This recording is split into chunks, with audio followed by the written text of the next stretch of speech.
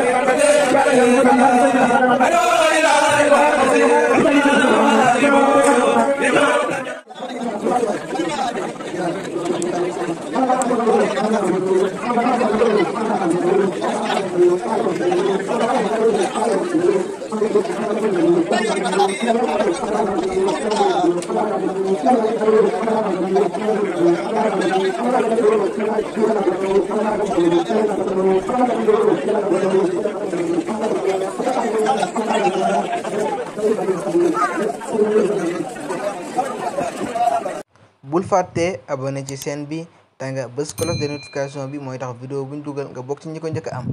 te nga aimé vidéo bi dinañ jàppale bu baax ci liggéey.